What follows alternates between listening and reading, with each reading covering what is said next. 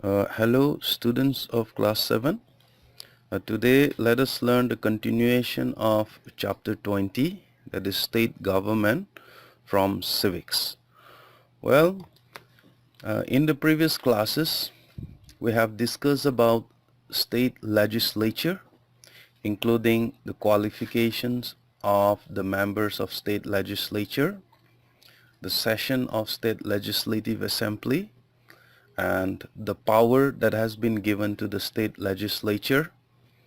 And we have seen together when the president's rules can be imposed in a state like Manipur and other 28 states of India, and main functions of state legislature. We also have discussed together about the state executive, especially with reference to the governor of state. Okay, and we have discussed some of the important points, including the appointment of a governor of state, executive power that has been conferred to the governor of state, legislative power, and even the judicial power. Well, we have also discussed some of the important points regarding the chief minister of a state, his appointment, and also the functions of a chief minister, and also the functions of the council of ministers too. And we have seen together the roles of opposition party in a state legislature. Well, today let us see together state judiciary in detail. Well, in the previous class we have already discussed together that a state government, they are of three, or we can simply say they are classified into three category. First one is legislature, executive, and judiciary. So when I say judiciary, it refers to a state high court. Okay, so a state high court is usually headed by chief justice. Okay, or simply we can say chief justice of a high court. Actually, the chief justice of a high court is appointed by the president of India, in always in consultation with the chief justice of India. Okay, the chief justice of India and the chief justice of a high court is different, because the chief justice of India, he sits in the Supreme Court. All right, and also in consultation with the governor of state. All right, so chief justice is always so to say assisted, or we can say he is accompanied by other judges in a high court. And you can see the qualifications of judges. They should be at least a citizen of India. Okay, and he should be an experienced person. He should held judicial office for at least 10 years. And not only that, he must be an advocate, or he should be an advocate of a high court. Advocate and judges are different. Okay, for at least 10 years. And below this high court, there is another court called district courts. In every districts of a state, even in Manipur, in every district we have a district courts, or it is also known as court of district judge. So these district courts, they are supposed to be the highest civil court, and the court of district judge, they try civil cases. Okay, and also they also hears appeals from the lower courts, such as the subordinate courts, in which we'll study in the next so to say para. Okay, and another court that is also known as session court, in which a session judge is the head of that very court. The criminal cases are tried in that session court. Okay, for example, in Manipur we have a Chairap court, which is a session court. which is located near the overbridge in Khairangban Bazaar.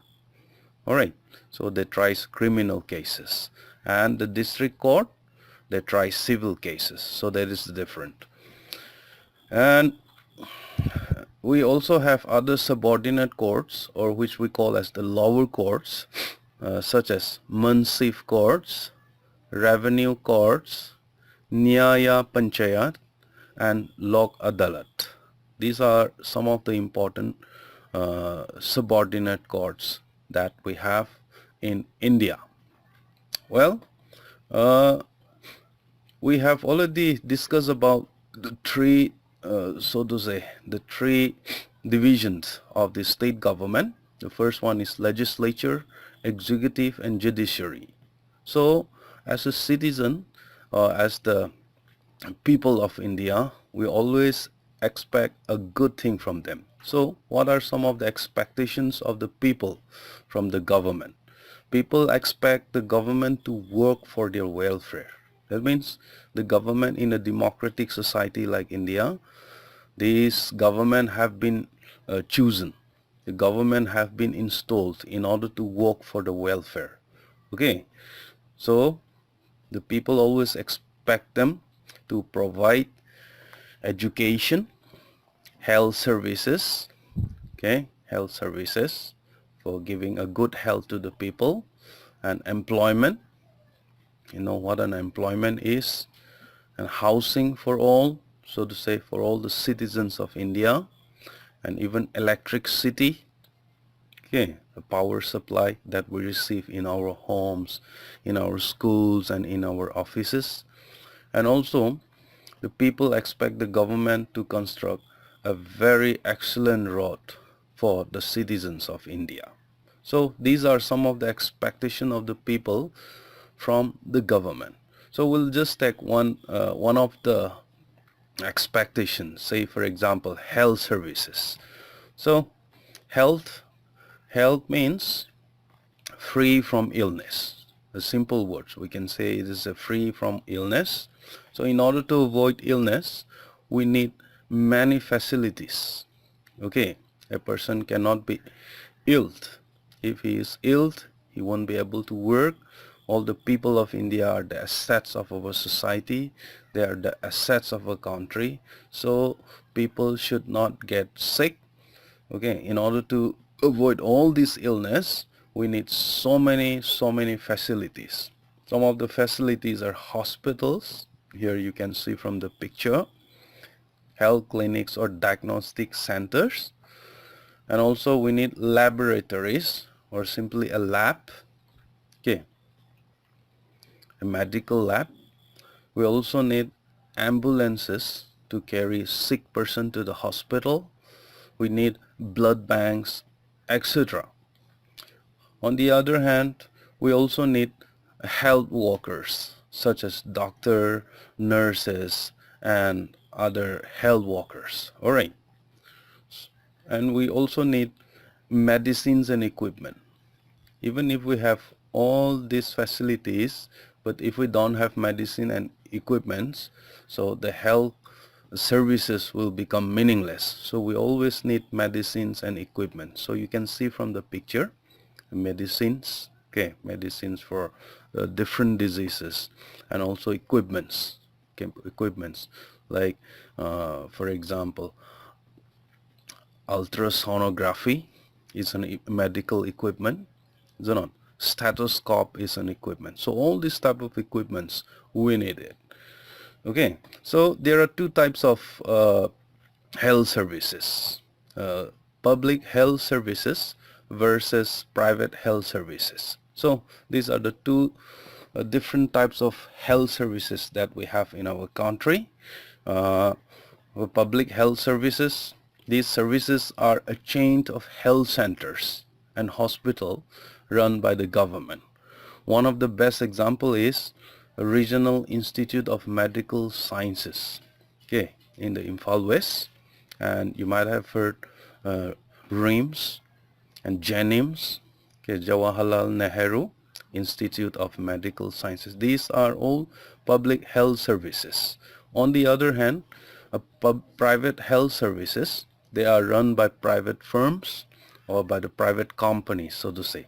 And one of the best example is Babina Specialty Hospital, and also we have Shija Hospital in the Imphal West. All right, so this is the basic differences.